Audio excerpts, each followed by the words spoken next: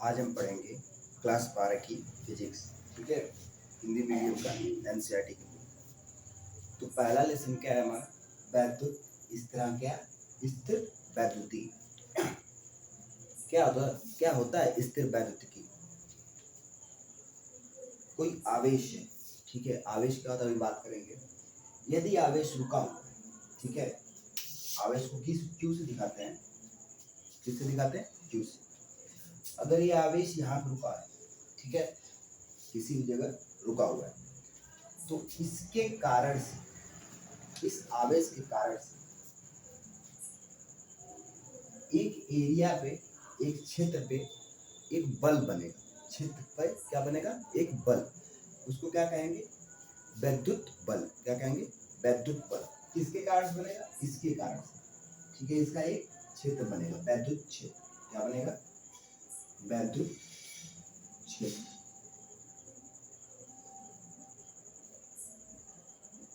ठीक है। अगर इस क्षेत्र में कोई दूसरा चार्ज आ जाए, क्या करें? यहाँ पर कोई दूसरा चार्ज है, तो वो क्या करेगा? इस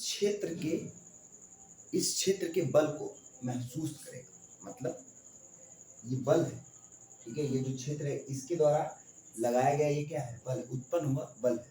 तो ये चार्ज जो बाहर से लाया जाएगा वो इसको महसूस करेगा। ये इसके साथ कुछ करने नहीं जाएगा, हम दूसरा चार्ज ले आएंगे तो इस पे इसका प्रभाव पड़ेगा। ठीक है। तो किसी रुके हुए चार्ज के कारण, ठीक है, कोई चार्ज है, कोई आवेश है, अगर वो रुका हुआ है तो उसका एक वैद्युत क्षेत्र होगा, ठीक है, जिसके कारण वो अन्य आवेश पर बल लगाएगा। इस पे क्या करेगा? बल लगाएगा। इस प्रक्रिया को स्थिर वैद्युतिकी कहते हैं। क्या कहते हैं? स्थिर वैद्युतिकी या इलेक्ट्रोस्टैटिक कहते हैं। ठीक है। अब हमें जो पढ़ना है मेन चीज शुरू से, वो है इलेक्ट्रो स्टैटिक में ये आवेश है क्या।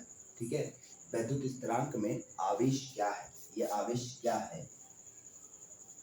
तो हम पढ़ते हैं आवेश के बारे में। ठीक है, हमारा चैप्टर यही शुरू होता है। तो पढ़ते हैं क्या? आवेश क्या होता है? आवेश का मतलब होता है, जैसे ये कोई क्या है? पदार्थ है, ठीक है, क्या है? पदार्थ है। तो इसके ऊपर कुल आवेश, ठीक है, चार्ज, आवेश का मतलब होता है चार्ज एक तरह से। तो वो कुल आवेश इसका कितना है? हम कहते हैं कि इसका कुल आवेश 0 है। मान लो मार्कर का कुल आवेश 0, ठीक है, क्या है? 0 है। अभी इस मार्कर का कुल आवेश क्या है? 0। क्यों 0 है? आवेश 0 होने का मतलब क्या है? 0 आवेश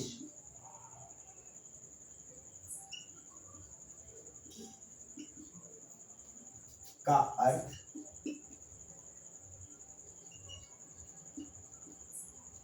है कि उसमें मौजूद, किसमें? उस पदार्थ में मौजूद इलेक्ट्रॉन व प्रोटॉन बराबर संख्या में है। मतलब अगर प्रोटॉन को हम 20 दिखाते हैं, अगर प्रोटॉन 10 है तो इलेक्ट्रॉन भी कितना होगा? 10। ठीक है, ये दोनों क्या होंगे? प्रोटॉन प्लस होता है, इलेक्ट्रॉन माइनस होता है। ये दोनों मिलकर क्या करेंगे? 10 प्लस, प्लस का 10 माइनस का 10, अगर करते हैं तो क्या मिलता है? 0।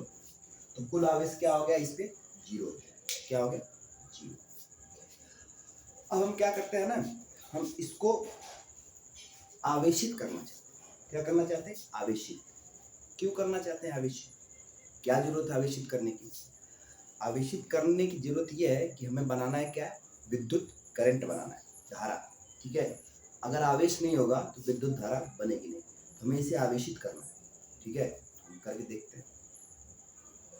ठीक, तो करने के लिए क्या करेंगे, अब आवेशित करने के लिए इसको किसी कपड़े से रगड़ना पड़ेगा। ये क्या है, प्लास्टिक है, प्लास्टिक है ना। इस प्लास्टिक को अगर मैं इस कपड़े से रगड़ूं,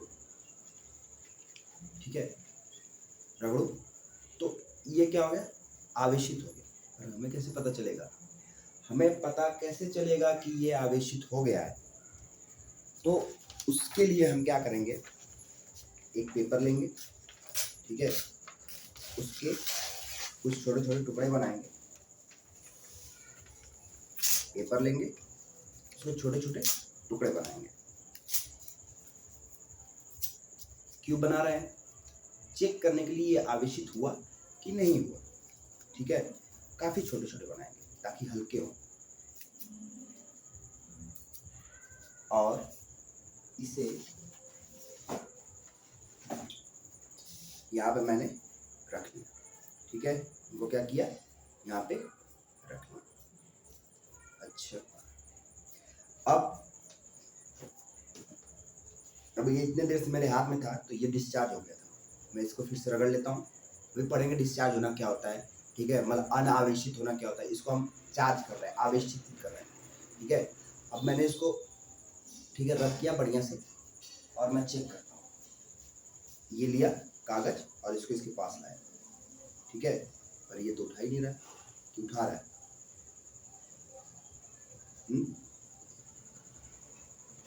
ये तो नहीं उठा पा रहा है, दूसरे से रख करते हैं, किसी और कपड़े से या दूसरी चीज को रख करते हैं।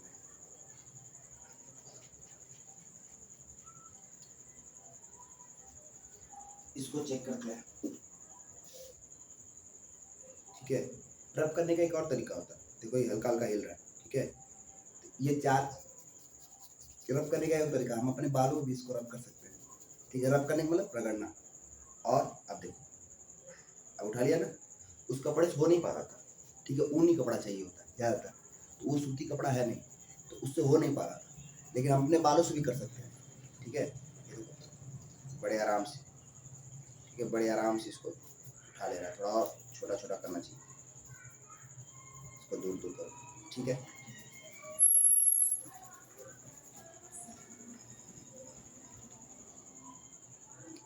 ठीक, ये हल्का हल्का हिल रहा है, इससे क्या पता चल रहा है, इस पे क्या आ गया, आवेश आ गया। अब ये प्लास्टिक था, इस पे आवेश आया एक तरह का, ठीक है। अब हम इस ग्लास, ये पेन है ना, शीशे की बनी है, देखो इस पेन में जो बना है पार्ट, ये क्या है, शीशे का, थोड़ा इसको रगड़ते हैं और इससे उठाने की कोशिश करते हैं, ठीक है।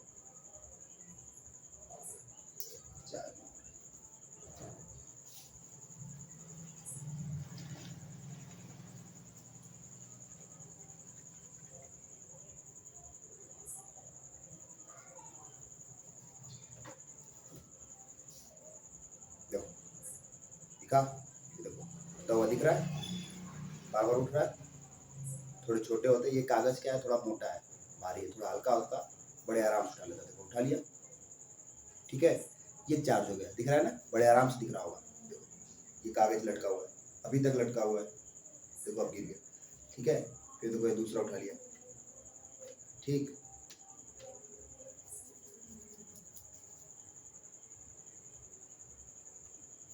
कपड़े से रगड़ना पड़ेगा इसे, तो कपड़े से रगड़ने के बाद क्या हो रहा है, इसके पास क्या आ जा रहा है, चार्ज आ जा रहा है।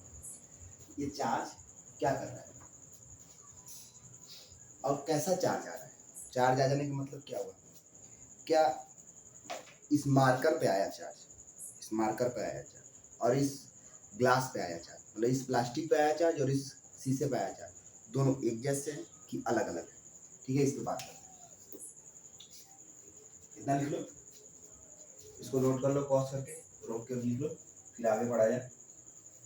तो अब देखते हैं कि क्या प्लास्टिक पर आया आवेश और शीशे पर आया आवेश, ठीक है, कांच पर, प्लास्टिक पर और कांच पर आया आवेश, दोनों क्या एक जैसे आवेश है या अलग अलग आवेश, ठीक है।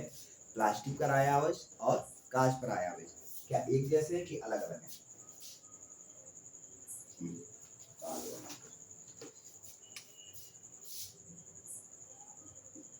प्लास्टिक व कांच का आवेश एक जैसा है या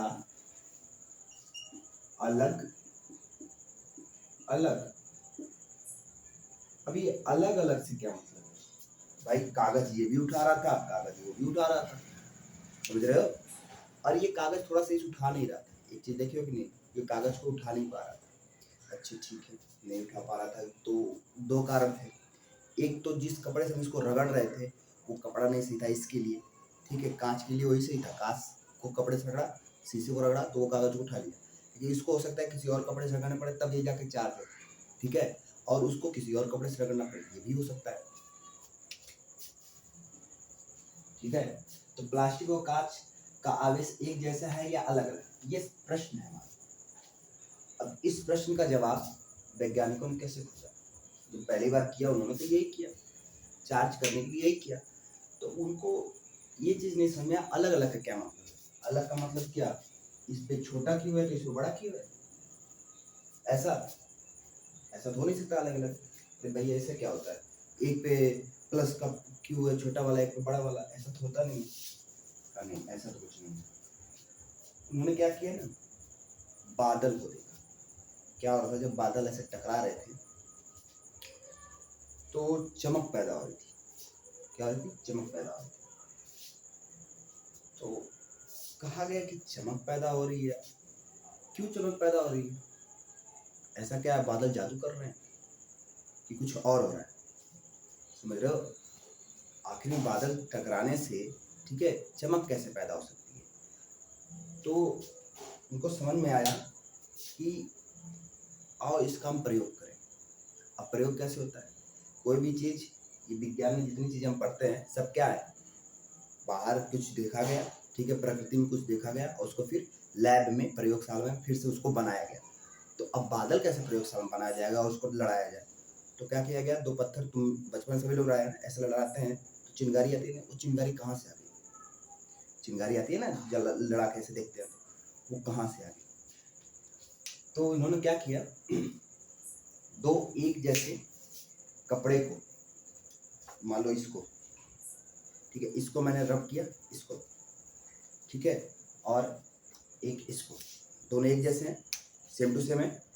तो इसको भी रगड़ा, ठीक है, और इसको भी रगड़ा, और रगड़ने के बाद दोनों को पास लाया गया। तो जैसे ही पास लाया गया ना, ऐसे किया गया, ये दोनों ऐसे हो गए, ठीक है, ऐसे, समझ रहे हो?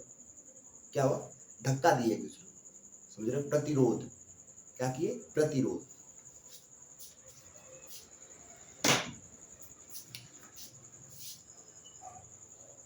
जब प्लास्टिक व प्लास्टिक को एक साथ लाया गया तो वे एक दूसरे को प्रतिकर्षित,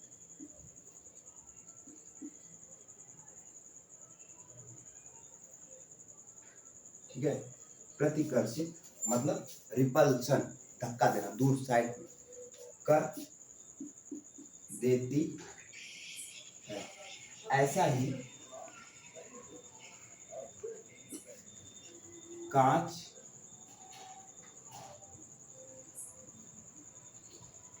के साथ होता है, ठीक है। दो कांच की छड़ लो, उनको रगड़ो, दोनों को बारी बारी रगड़ो और दोनों को एक पास लाओ, क्या करेंगे, एक दूसरे को धक्का देंगे, ठीक है, ऐसे दूर निकल जाएंगे। लेकिन इन्होंने क्या किया ना, एक प्लास्टिक के, ठीक है, एक प्लास्टिक के छड़ को या रॉड को रगड़ा और दूसरा एक कांच की ग्लास को, ठीक है, एक प्लास्टिक के रॉड को, कांच की रॉड को, एक ग्लास के रॉड को, दोनों को रगड़ा और दोनों को पास ले आया। जैसे ही पास आया ना, ऐसे, समझ रहे हो? प्लास्टिक आता तो दूर जा रहा था, ग्लास और प्लास्टिक हुआ तो पास आ गया। प्लास्टिक प्लास्टिक रहेगा तो दूर जाएगा, ग्लास रहेगा तभी दूर जाएगा, लेकिन ग्लास और प्लास्टिक हुआ पास आ गया। तो पता चला कि प्लास्टिक व कांच दोनों के आवेश एक जैसे नहीं है। ठीक है, क्या पता चला?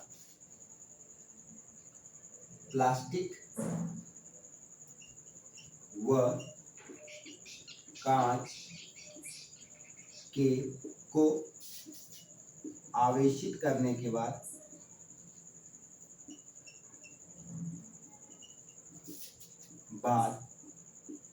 एक साथ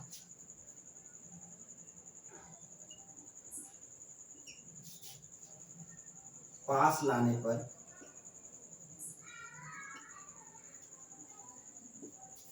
वे एक दूसरे को आकर्षित करते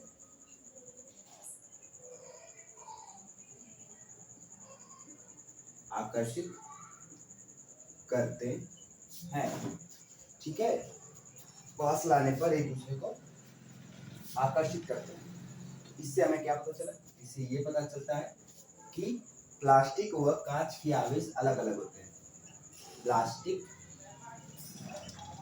व कांच के आवेश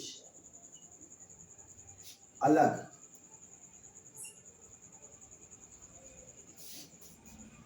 अलग गुण दर्शाते हैं।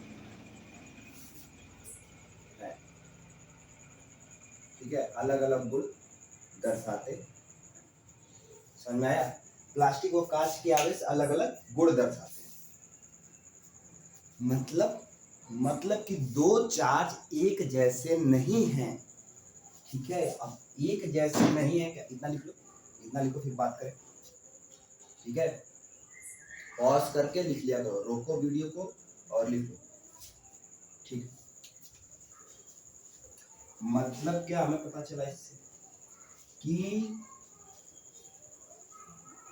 प्लास्टिक के ऊपर का आया हुआ आवेश, इसको रगड़ने के बाद इस पे आया हुआ आवेश, कांच को रगड़ने के बाद इसके ऊपर आया हुआ आवेश क्या है? एक दूसरे से भिन्न है। ठीक है, तो भिन्न है अगर तो कैसा है? भिन्न का मतलब हम क्या समझे? छोटा बड़ा है, कम ज्यादा है, कि एक पे 10 आया, एक पे 20 आया, एक पे 50 आया, एक पे 100 आया, ऐसे नहीं।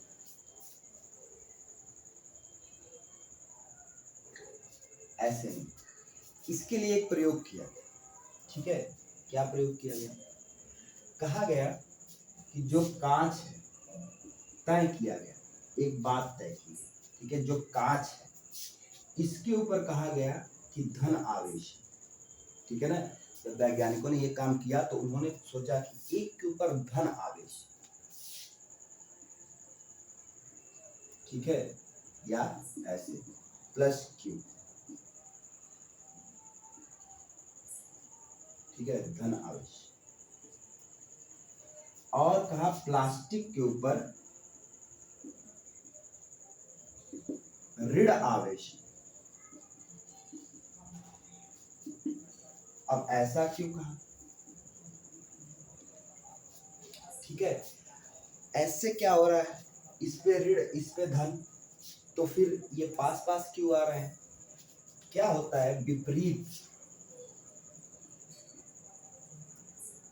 आवेश एक दूसरे को आकर्षित करते हैं। ठीक है, एक दूसरे को आकर्षित करते हैं। समझ रहे हो? विपरीत आवेश क्या करते हैं? एक दूसरे को आकर्षित करते हैं। और एक जैसे आवेश एक दूसरे क्या करते हैं? प्रतिकर्षित करते हैं। ये तो हम पढ़ लिए, पीछे लिखे थे अभी।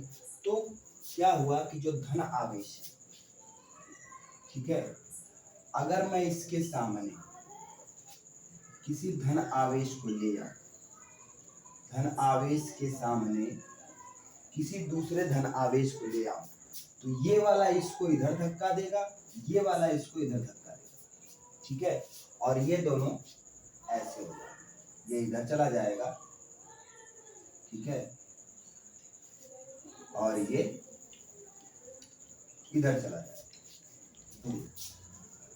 इधर चला जाएगा। लेकिन ये किसका आ गया, मान लो ये कांच है, कांच को हमने प्लस माना है ना, इसको कांच ले लो। ऐसे ही प्लास्टिक वाला,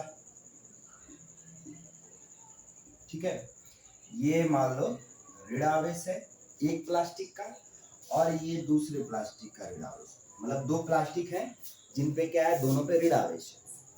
तो क्या हुआ, ठीक है, इनको जब पास लाया गया तो एक जैसे आवेश होने के कारण ये एक दूसरे के पास नहीं आ सकते। समझो, एक जैसे आवेश होने के कारण एक दूसरे के पास नहीं आ सकते। ऐसा होता क्यों, आखिर ये एक दूसरे को धक्का क्यों दे रहे हैं? अगर ऐसे समझना है तो ऐसे समझो, मान लो इसकी जो लाइनें हैं, विद्युत क्षेत्र जो है वो ऐसे बाहर निकल रहा है, ठीक है, इसका भी जो है ऐसे ही बाहर निकल रहा है।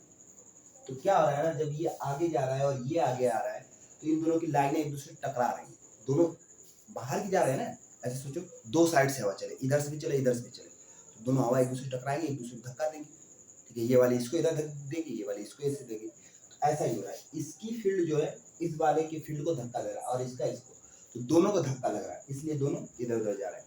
या ऐसे समझो, दो बॉल लो, ठीक है, दोनों बॉल को एक साथ एक ही वेग से एक दोनों से टकराओ तो क्या होगा, टक्कर हुआ, दोनों बॉल ऐसे चली जाएंगी।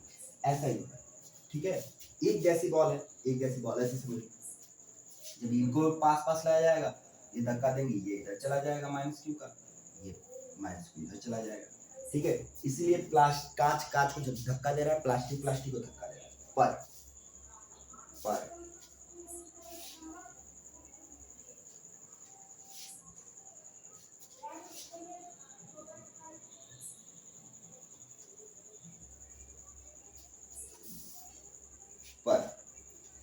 कांच वो प्लास्टिक क्या कर रहा है,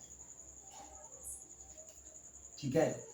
ये जो ऋण आवेश है, ऐसा समझो, इसकी फील्ड ऐसे बन रही है, ठीक है, ये अपने अंदर ले रहा हो, ऐसे समझो, बस समझने के लिए, ये मत समझो कंफ्यूजन पड़ जाओ, ठीक है।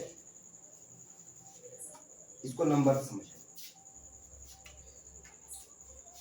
ये प्लस का क्यू, ये माइनस का क्यू। हम जब शुरू में पढ़ रहे थे तो अभी हमने पढ़ा था कि कोई भी परमाणु या अणु, अभी ये अणु, ठीक है ना, इनमें ये हम पढ़े हैं कि प्रोटॉन और न्यूट्रॉनों की संख्या क्या होती है, बराबर होती है। इसलिए क्या होते हैं, आवेश शून्य होते हैं, ठीक है। किसी भी अणु पे अणु में प्रोटॉनों और इलेक्ट्रॉनों की संख्या क्या होती है, बराबर होती है, इसलिए क्या होते हैं, आवेश शून्य होते हैं। अच्छा, ये आवेश शून्य है, ठीक है। अगर इसको मैं रगड़ा, ठीक है, इसको मैं रगड़ा, इसमें से एक इलेक्ट्रॉन बाहर निकल गया और इसके ऊपर क्या आ गया, इसके ऊपर आ गया प्लस चार्ज, ये कांच है। और अगर मैं इसको रगड़ा और इसके पास एक इलेक्ट्रॉन आ गया तो इसके ऊपर कैसा चार्ज आ गया, माइनस चार्ज, तो ये क्या हो गया, प्लास्टिक है। अब एक के पास कमी है, एक के पास ज्यादा है, ठीक है, और दोनों कैसा होना चाहते हैं, आवेश शून्य। कोई भी पदार्थ वो कैसा रहना चाहता है, वो चाहता है कि उसका आवेश, कुल आवेश क्या हो, शून्य। पर इनका कुल आवेश क्या है, इनका प्लस है, इनका क्या है, माइनस है। अब इन दोनों को जैसे ही पास लाऊंगा, ये प्लस वाला इसकी माइनस के साथ जुड़ेगा और खत्म हो जाएगा। जैसे ये जुड़ते हैं, दोनों का आवेश खत्म हो जाता है और दोनों कैसे हो जाते हैं, आवेश शून्य हो जाते हैं, ठीक है। फिर क्या मिलता है हमको, इसके बाद क्यों मिलता है, मतलब ऐसे क्यों और क्यों दोनों कैसे हो गए, आवेश शून्य हो गए, ठीक है। इन दोनों को जब हम पास लाए तो आकर्षण के बाद दोनों क्या हो गए, एक दूसरे को छूने के बाद आवेश शून्य हो गए, ठीक है। ये हो गया जब, तो इनके ऊपर से आवेश अब चला गया है, और ये कैसे हो गए, ऐसे हो गए। ठीक है, थोड़ा और आगे समझते हैं इसको, बना फिर थोड़ा और आगे समझते हैं।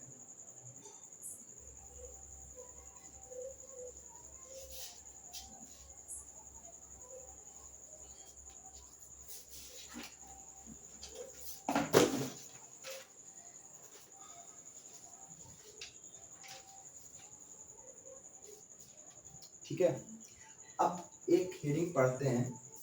एक उपकरण बनाया जाता है, ठीक है, क्या चेक करने के लिए, प्लस आवेश और माइनस आवेश को चेक करने के लिए, धन आवेश ऋण आवेश को जांचने के लिए कि किस पे धन आवेश है किस पे ऋण आवेश है, एक उपकरण बनता है, उसको कहते हैं इलेक्ट्रोस्कोपिक।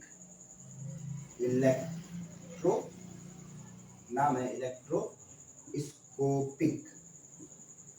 ठीक है, ये तुम्हारे 12 का, ठीक है, एनसीईआरटी के पहले लेसन के पहले 1-2 पेज को हम लोग पढ़ रहे हैं, और इसको बिना पढ़े पूरे बुक को समझना या पूरे लेसन को समझना अपने आप में बेवकूफ़ी वाली बात है। ठीक है, इलेक्ट्रोस्कोपिक क्या है? इलेक्ट्रोस्कोपिक एक ऐसा उपकरण है जो विद्युत आवेश के स्वभाव से क्या मतलब है, ऋण या धन को जांचने, ठीक है, जांचने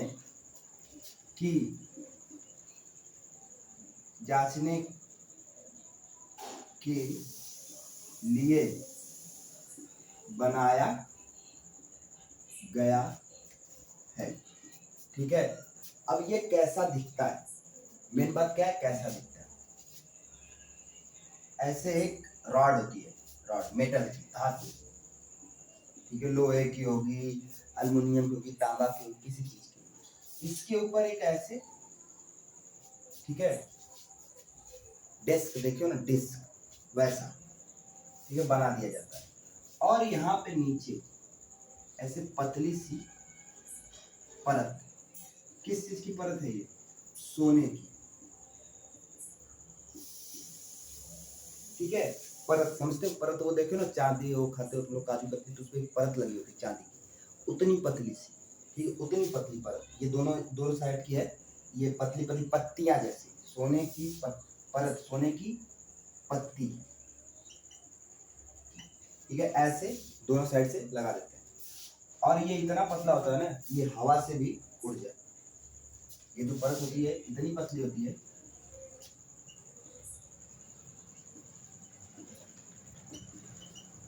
कि वायु से भी उड़ जाए। तो इसको क्या करते हैं ना, एक कांच के जार में पैक करके रख देते हैं।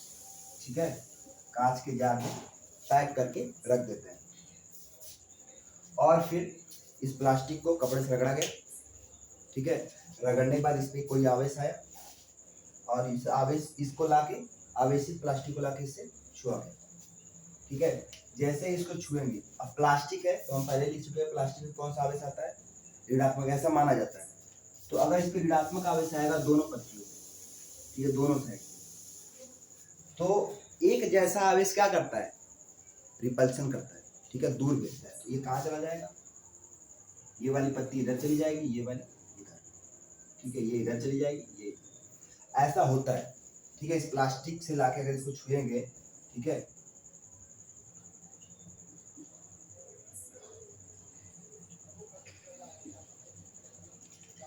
आवेशित प्लास्टिक, आवेशित प्लास्टिक से इसको छुएंगे तो इस पे ऋण आवेश आएगा, और ऋण आवेश आने के कारण ये दोनों पत्तियां ऐसे फैल जाएंगी। अब क्या किया जाएगा, ये जो ग्लास है, ग्लास, इसको रब किया जाएगा। हम लिख चुके हैं ग्लास पे कैसा आता है, कांच पर कैसा आता है, आवेश, धन आवेश आता है। अब इस धन आवेशित, अब कैसा इस पे ऋणात्मक था, तो इस पे क्या आ गया ऋणात्मक। अब इस पे क्या है धनात्मक, इसको लाके इसको छुएंगे, ठीक है, टच करेंगे बस। जैसे ही टच करेंगे, ठीक है, जैसे ही टच करेंगे क्या होगा, ये जो दूर गए थे, ठीक है, ये जो दूर गए थे वापस कहाँ आ जाएंगे, अपनी जगह पे आ जाएंगे, और इनका कुल आवेश क्या हो जाएगा, फिर से 0 हो जाएगा। ठीक है, क्यों, क्योंकि पीछे हम पढ़ के आए, अभी पढ़े ऋण आवेश धन आवेश, तो जब एक दूसरे से टच किया जाता है तो क्या हो जाता है, शून्य आवेश, तो इसका आवेश क्या हो गया, शून्य। ठीक है, ये क्या है, इलेक्ट्रोस्कोपिक, ठीक है, पता करने के लिए कि कौन सा आवेश किस पे है। तो अब जब मैं इसको छुआ था, इस पे टच किया था, तो ये दूर गया था, तो मुझे पता चला कि इस पे एक तरह का आवेश है। कैसा आवेश है, हो सकता है ऋण आवेश होगा, हो सकता है धन आवेश है। जब मैंने इससे छुआ तो ये क्या हुआ, वापस आ गया, तो मुझे पता चला इस पे दूसरे तरह का आवेश है, मतलब इस पे अलग आवेश है, इस पे अलग आवेश है। ये तरीका हो गया पता करने का कि किस पे, और मतलब दो चीजों पे क्या एक जैसा आवेश है या अलग अलग है। जैसे मान लो एक बार मैं कांच से इसको छूता, ठीक है, ये दूर चला जाता, कांच वाले से छूता तो इसमें प्लस प्लस आता और ये दूर दूर चला जाता, फिर वापस मैं इसको कांच वाले से छूता तो कुछ होता नहीं, ये दूर ही रहता।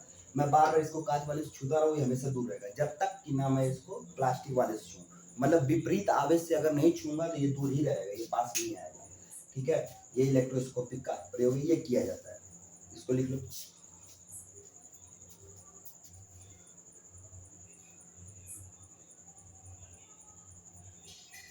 ठीक है,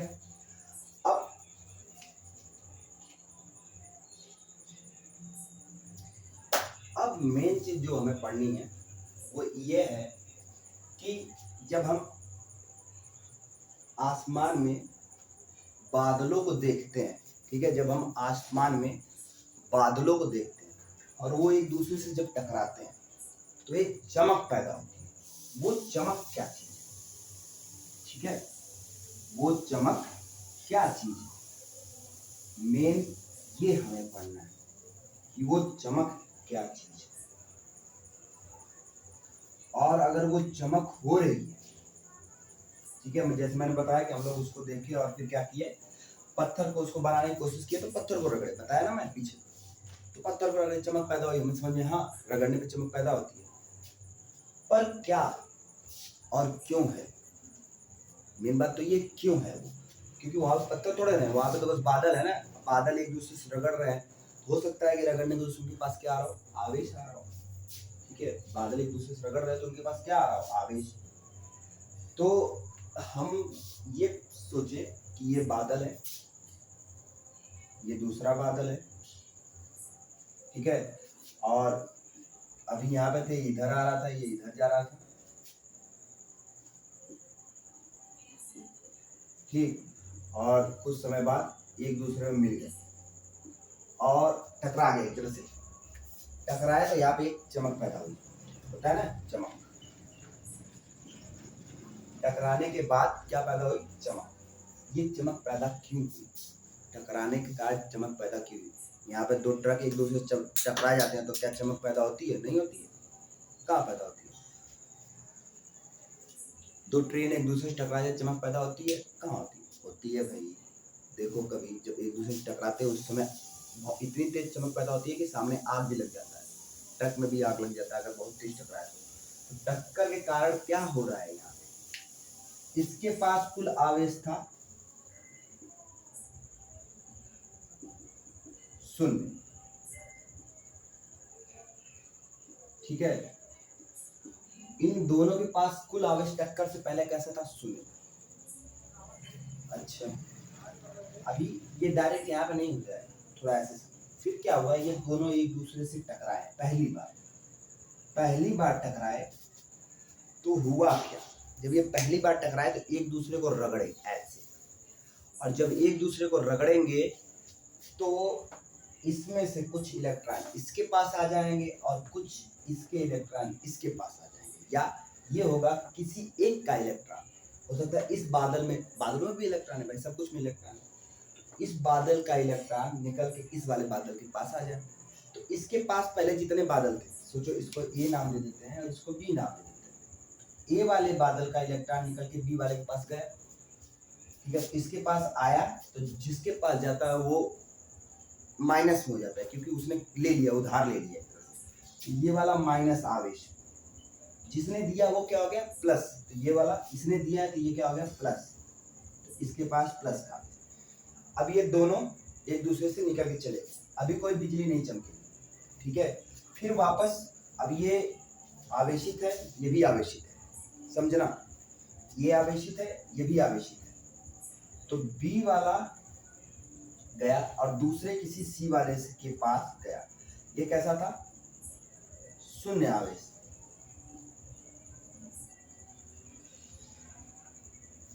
कैसा था, शून्य आवेश, बी वाले से टकराया, ठीक है, या ऐसे, अभी इसके बाद में बात करेंगे, सोच लो। फिर ए वाले और बी वाले आपस में टकराए, अभी क्या है, इसके पास आवेश कैसा है, ऋण आवेश, इसके पास कैसा धन आवेश, इसके पास कैसा है ऋण आवेश, ठीक है।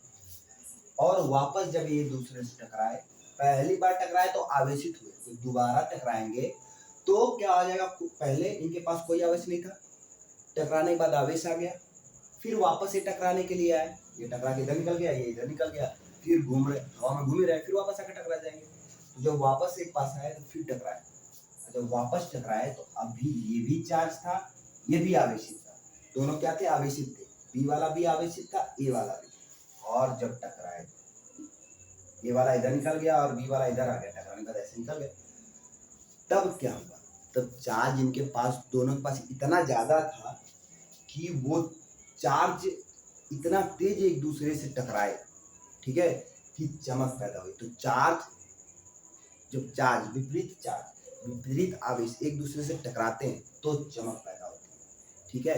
तो बादलों में चमक कैसे पैदा होती है, विपरीत आवेश के टकराने से, बना लो इसको।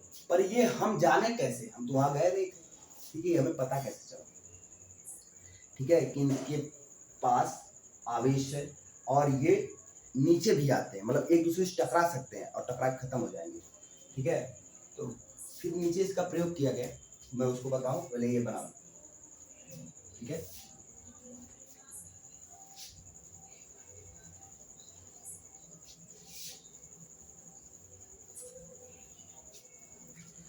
अब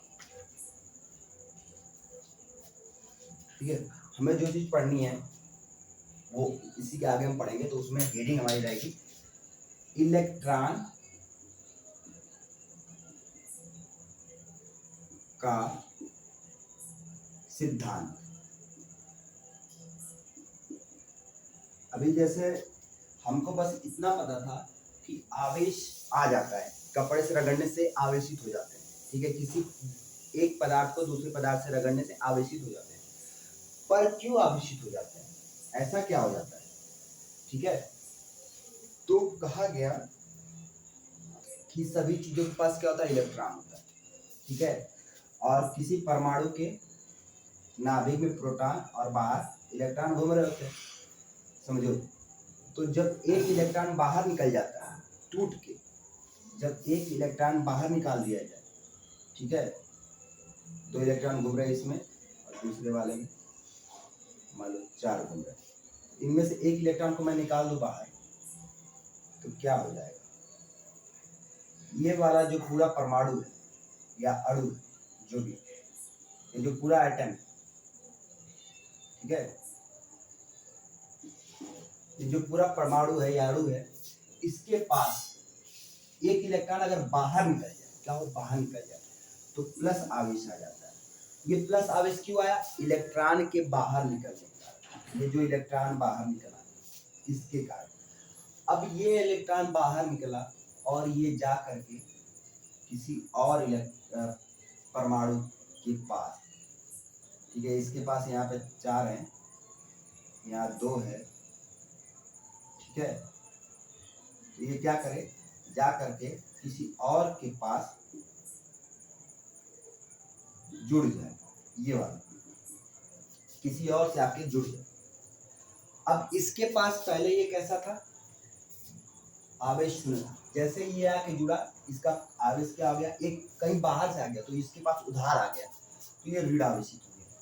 किसके कारण से हो गया, इलेक्ट्रॉन के आने की वजह से। ये किसके कारण से धन आवेशित हुआ, ये हुआ इलेक्ट्रॉन के जाने के कारण, ये इलेक्ट्रॉन के आने के कारण।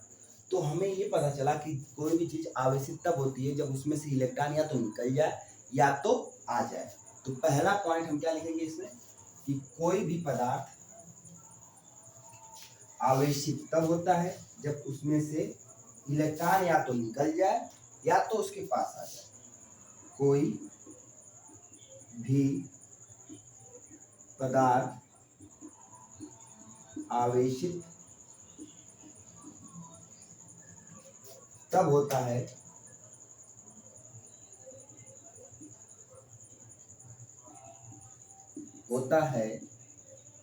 जब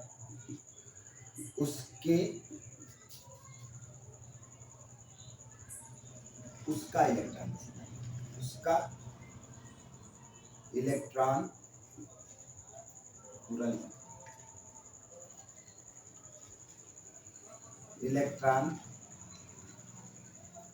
या तो बाहर निकल जाए या उसके पास कोई बाहर से इलेक्ट्रॉन आ जाए।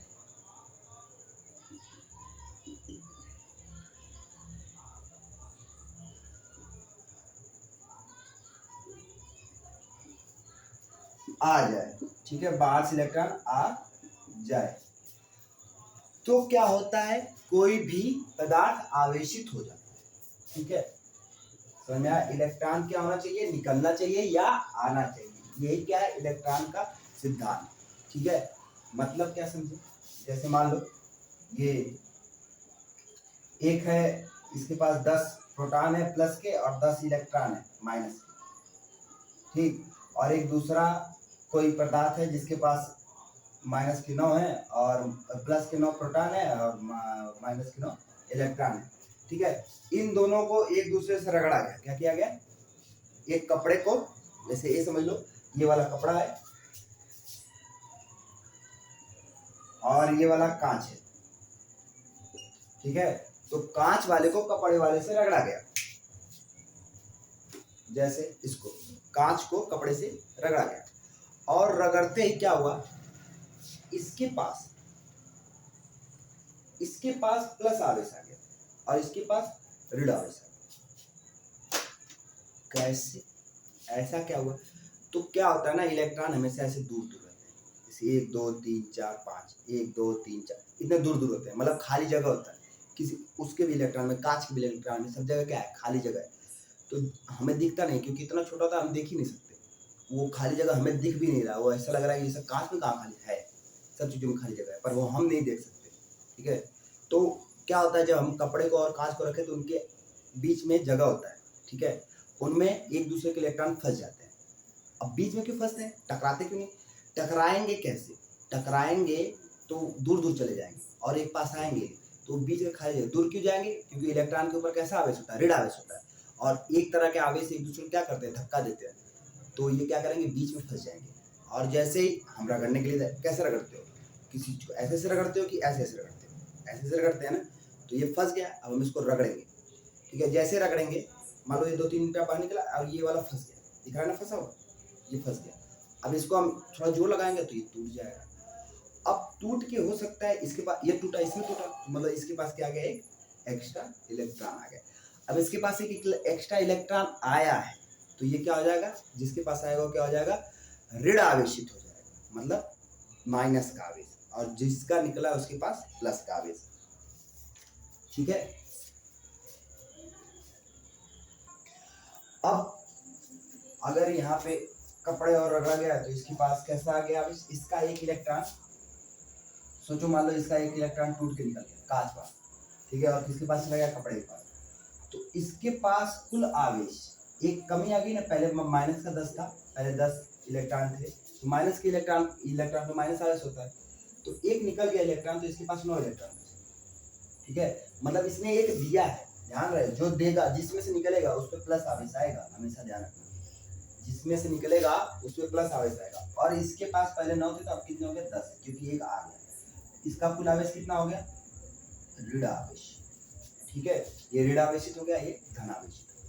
ऐसे ऐसे हमें पता चलेगा। अब चेक करना होगा तो वही चेक करने के लिए इलेक्ट्रोस्कोप से चेक कर लेंगे कौन सा धन है कौन सा ऋण है। ठीक। अब एक चीज, क्या बस इलेक्ट्रॉन से ही हो सकता है? प्रोटॉन से नहीं हो सकता, क्योंकि प्रोटॉन के पास भी तो आवेश है ना, प्लस आवेश। प्रोटॉन कैसा आवेशित होता है? प्लस का। तो क्या केवल इलेक्ट्रॉन से होता है, प्रोटॉन से नहीं हो सकता? आओ देखा, मान लो ये है एक एटम है, यहाँ पे एक इलेक्ट्रॉन है, और ये कोई पदार्थ है, इसको आवेशित करना है। इस पदार्थ को हमें आवेशित करना है इससे, ठीक है। अब इससे आवेशित करना है तो क्या इसको हम इलेक्ट्रॉन दें कि प्रोटॉन दें? और अगर प्रोटॉन दे तो क्यों, और इलेक्ट्रॉन दे तो क्यों?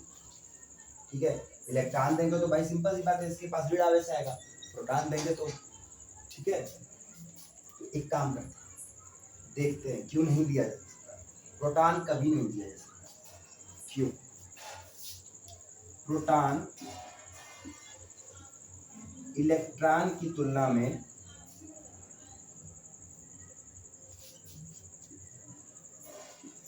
प्रोटॉन इलेक्ट्रॉन की तुलना में 1837 गुना भारी होता है। ठीक है, मतलब इलेक्ट्रॉन से 1837 गुना भारी होता है। इसलिए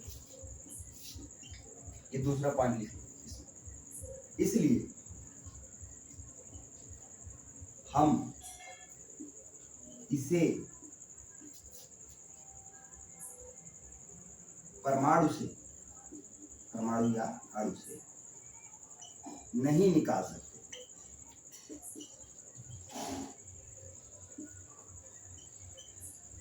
हर जगह अणु पड़ा तो यहाँ भी अणु से नहीं निकाल सकते।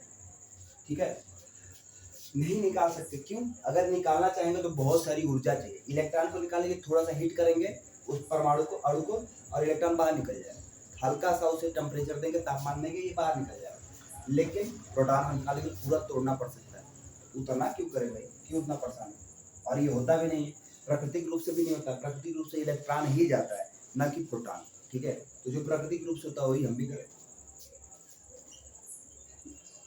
ठीक, अच्छा,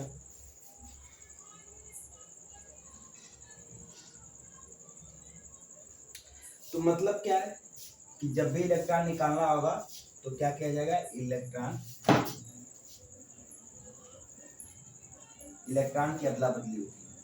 आवेशित करने के लिए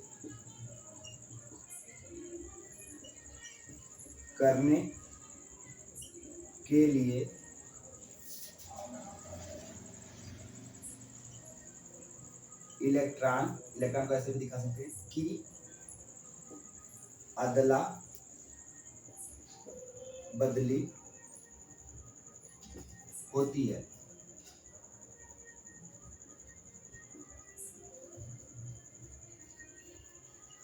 ठीक है, आवेशित करने के लिए इलेक्ट्रॉन की अदला बदली होती है।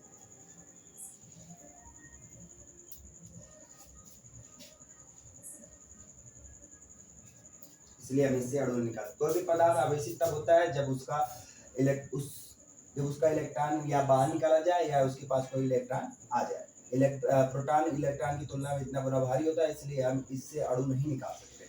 आवेशित करने के लिए इलेक्ट्रॉन की अदला बदली की जाती है। ठीक है, ये हो गया 2 पॉइंट। अब 2 आखिरी पॉइंट पढ़ेंगे, फिर इस लेसन को, मतलब इस लेक्चर को समाप्त करेंगे। ठीक है,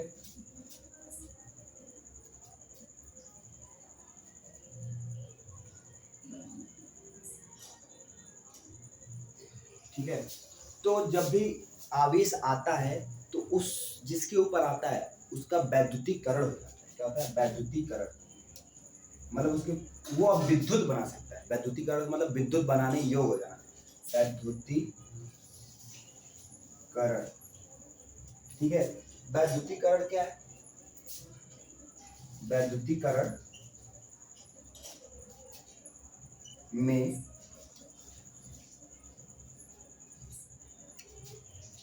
इलेक्ट्रॉन, वैद्युतीकरण के लिए इलेक्ट्रॉन ही जिम्मेदार है। ठीक है। और क्या कभी मतलब अर्थ पृथ्वी पर कहीं बाहर से किसी और ग्रह से आवेश आ सकता है? ठीक है, यहाँ पे तो हम पैदा कर ले रहे हैं, ठीक है, लेकिन क्या पृथ्वी के बाहर से, चलो इसमें क्या सूरज से आवेश पृथ्वी पे आ सकता है कि नहीं आ सकता है? और आ सकता है तो क्यों आ सकता है, नहीं आ सकता तो क्यों नहीं आ सकता? तो नहीं आ सकता। क्यों नहीं आ सकता उस पर बात करते हैं। क्या होता है,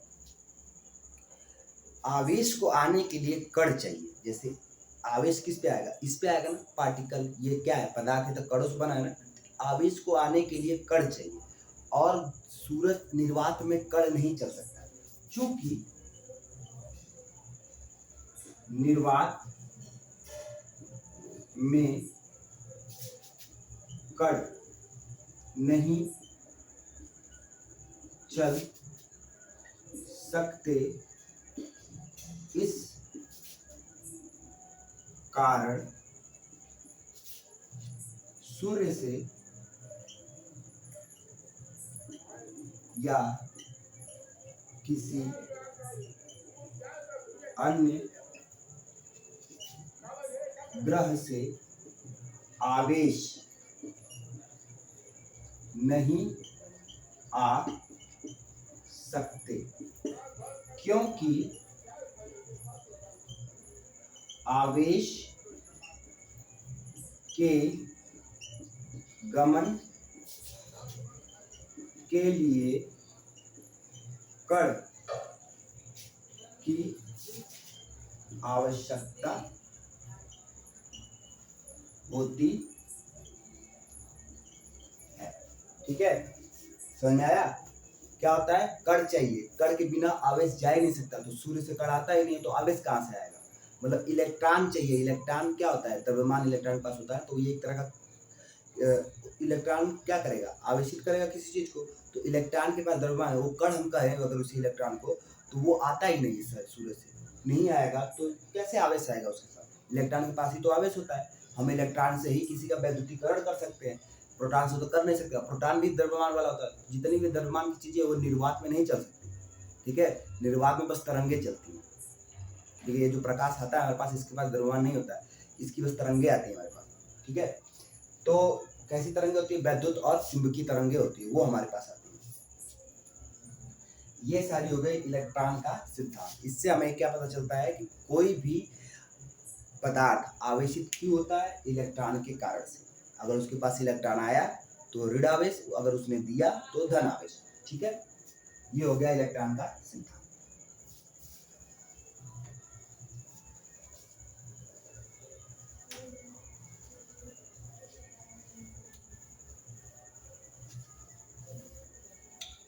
अच्छा ऐसे सोचो, क्या कहते हैं, इसको खूब रगड़ा गया, खूब बहुत ज्यादा। और विपरीत ये प्लास्टिक का, इसको बहुत रगड़ा गया, और ग्लास वाले, कांच वाले को भी बहुत रगड़ा गया, इतना रगड़ा गया कि बहुत ज्यादा चार्ज हो गया, एकदम चार्ज। और दोनों को ऐसे पास लाके, एकदम एकदम पास लाया जाए और लगाया ना जाए, ठीक, एकदम पास, एकदम पास, तो हमें यहाँ पे एक चमक दिखेगी।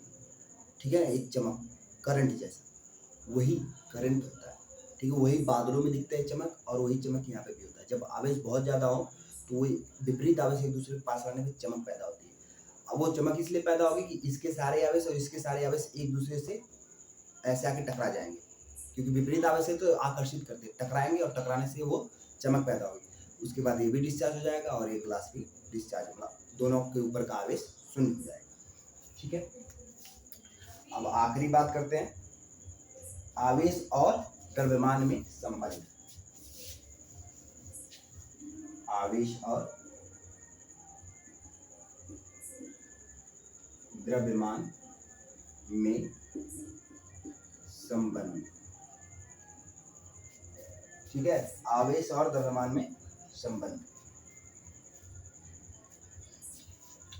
ठीक है, क्या संबंध हमें बताना है? जिस पदार्थ के पास इलेक्ट्रॉन आएगा उसका द्रव्यमान बढ़ जाएगा। ठीक है, जिस पदार्थ के पास इलेक्ट्रॉन आएगा उसका द्रव्यमान बढ़ जाएगा। ठीक है, जिस पदार्थ के पास इलेक्ट्रॉन आएगा उसका द्रव्यमान बढ़ जाएगा, और जिसका जाएगा, जिससे इलेक्ट्रॉन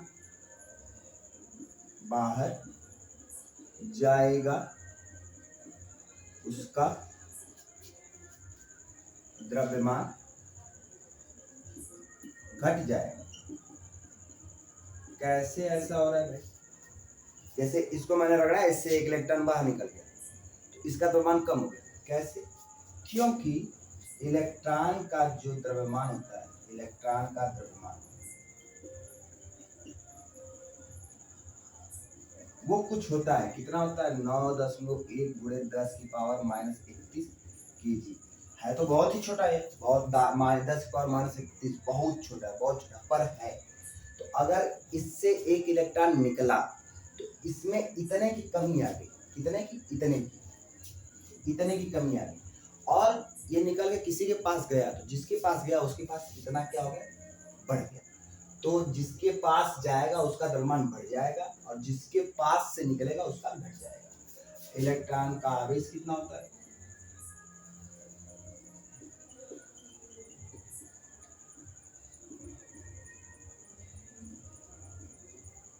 ये होता है 1.6 × 10⁻³ जूल। आवेश को जूल में लिखते हैं, द्रव्यमान को केजी में लिखते हैं। ठीक है, ये आज हमारा पहले चैप्टर का पहला लेक्चर यहाँ पे हम क्या करते हैं? समाप्त करते हैं, और कल इसके आगे हम पढ़ेंगे। ठीक है, तो आज हम इतना ही।